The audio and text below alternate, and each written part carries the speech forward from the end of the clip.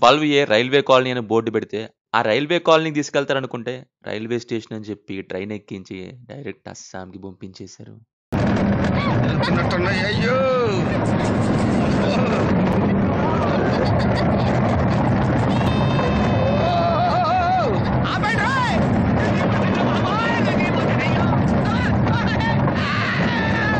ఇంకా అస్సాంకి వెళ్ళే జర్నీ ఉందండి.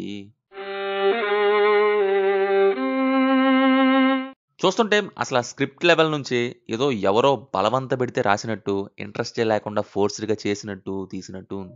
నీరసం అనేది కూడా స్మాల్ వర్డ్ ఈ మూవీ ఎక్స్‌పీరియన్స్ విషయంలో. 'పొలిమేర' మూవీని తీసిన డైరెక్టర్ అనిల్ దీనికి story, screen play and dialogues ఇచ్చారు.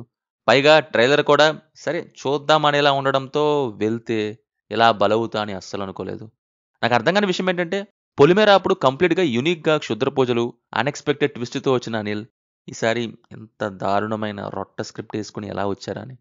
మూవీ రన్ టైమ్ వచ్చేసి 2 అవర్స్ ఉంది. అందులో 4, 5 పాటలు. అరగంట స్వాహా. గంటేమో హీరోయిన్ ఎనకాల పడేవి, ఫ్రెండ్స్‌తో సిట్టింగు, ఇంకా అవి ఇవి అని అనవసరపు టైం బొక్కకి స్వాహా. ఇక మిగిలిన ఆ 30 నిమిషాలు ఇవి ఇప్పుడు ట్విస్ట్‌లు అంటారు అంతేనా? థ్రిల్ అవ్వాలి అంటారు అంతేనా? అనేలాంటి స్టోన్ ఏజ్ లాంటి సీక్వెన్సెస్. ఆ ట్విస్ట్‌లు చూసి థ్రిల్ అవ్వటం గాదు. ఇవి ట్విస్ట్‌లు అనుకుని ఎలా బెట్టారు అనే దాని దగ్గర థ్రిల్ అవ్వాల్సొచ్చిందసలు. అసలు ఏం రాస్తున్నారు? ఏం జూసి ఒప్పుకుంటున్నారు? ఏం తీస్తున్నారు? ఎలా రిలీజ్ చేస్తున్నారు? అర్థం అవ్వట్లేదు. తీసుకున్న పాయింట్‌లో ఆర్ స్క్రిప్ట్ లెవెల్‌లో ఏదో ఉంది. కానీ దాన్ని సరిగ్గా స్క్రీన్ మీదకి ఎగ్జిక్యూట్ చేయలేదు. హ్యాండ్లింగ్ సరిగ్గా లేదు అంటే అది వేరే. కానీ అసలిక్కడ ఆ పోయిన ఎగ్జిక్యూషనే పక్కన పెట్టండి. స్క్రిప్టే ఎంత బోరింగ్‌గా ఉందంటే, ఇది ఎవరికైనా నేరేట్ చేసినా ఆర్ నేనే మీకు చెప్పినా చాలా బోరింగ్‌గా ఉంటది. ఇంకా దీన్ని సెట్స్ మీదకి తీసుకెళ్లారసలు ఎలాగో మరి. సీక్వెన్సెస్ కానీ, క్యారెక్టర్స్ కానీ, సిట్యుయేషన్స్ కానీ, చేసిన థింగ్స్ కానీ అన్నీ కూడా ఆర్టిఫిషియల్‌గాను, ఫోర్స్డ్‌గా ఉంటాయి. ఏదేదో చూపించేసాం, 2 గంటల్లో పూర్తి చేసాం, హమ్మయ్య! ప్రింట్ తీసుకెళ్ళి ఆళ్ళ మొహాన కొట్టండి అన్నట్టుంటది. మినిమమ్ ఎఫర్ట్ లేదు. రైటింగ్‌లో లేదు అంటే అది మామూలే గానీ 80-90% అయ్యేదే గానీ, మిగతా డిపార్ట్‌మెంట్స్‌లోనూ అంతే. ఆ పాటలేంటో, సీన్ టు సీన్ కట్ సరిగ్గా లేని ఎడిటింగ్ ఏంటో, ఆ కెమెరా వర్క్ ఏంటో, షార్ట్ ఫిల్మ్స్ బెటర్ గదండీ! అట్‌లీస్ట్ ఏవో టెక్నిక్స్ యూజ్ చేస్తారు అక్కడవి, ఇక్కడవి తీసుకొచ్చి. ఇంకా అంత కాస్టింగ్ ఎందుకో, అసలు ఫ్రెండ్స్ కింద అంతమందిని పెట్టారు. ఎందుకు సిట్టింగ్స్ యేసుకునే సీన్స్ తప్ప ఏం లేదు. మిగతా వాళ్ళంతా ఏదో రోల్ అంటే వచ్చాం, చేశాం అన్నట్టే ఉంటాయి చేసేశారు. అసలు ఎవరో కూడా ఇంట్రెస్ట్ పెట్టి తీసినట్టుగా అనిపించలేదు. అబ్బా! తీయాలి గదా! అనుకోని చేసినట్టే ఉంది.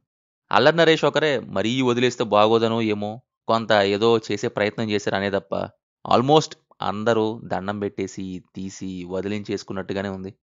ఆ టైటిల్ ఏంటో, ఆ క్యారెక్టర్స్ ఏంటో 'రైల్వే కాలనీ' అంటే, ఆ రైల్వే కాలనీలో ఏదో అనుకుంటే, అసలు ఏం సంబంధం లేకుండా వేరే ఏదో కాలనీకి రైల్వే కాలనీ అని పెట్టేసి అల్లేసినట్టు. అండ్ ఇంకోటేంటంటే హీరోయిన్‌కి స్పోర్ట్స్ అంటే ఇంట్రెస్ట్ అంటారు. ఇంట్రెస్ట్ ఉందని చెప్పొచ్చు కదా! ఆహా! లేదు. అలా తేల్చేస్తే ఎలాగా? వాలీబాల్‌కో 5 నిమిషాలు, బ్యాడ్మింటన్‌కో 5 నిమిషాలు. ఇలా లాగకపోతే ముద్ద దిగదు అన్నట్టు. ఏం లేనిదాన్ని just for the sake of run time too మచ్‌గా డ్రాగ్ చేసి తీసిన ఒక రాడ్డెస్ట్ మూవీ ఇది. Performances wise 'Allari Naresh' okay. Okay. Remaining ఏదో అలా చేసేసారు. బీజీఎం ఏదో వస్తది, ఎందుకొస్తదో ఏమో అన్నట్టు. ఇక సాంగ్స్ గురించైతే మాట్లాడుకోవటం కూడా బొక్కే.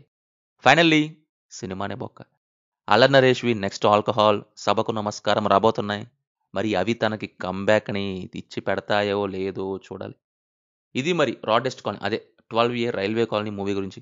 సినిమా చూసాక మీకెలా ఉందో కింద కామెంట్స్‌లో మాతో తప్పకుండా షేర్ చేసుకోండి. Will meet in next video. Thank you. జై హింద్.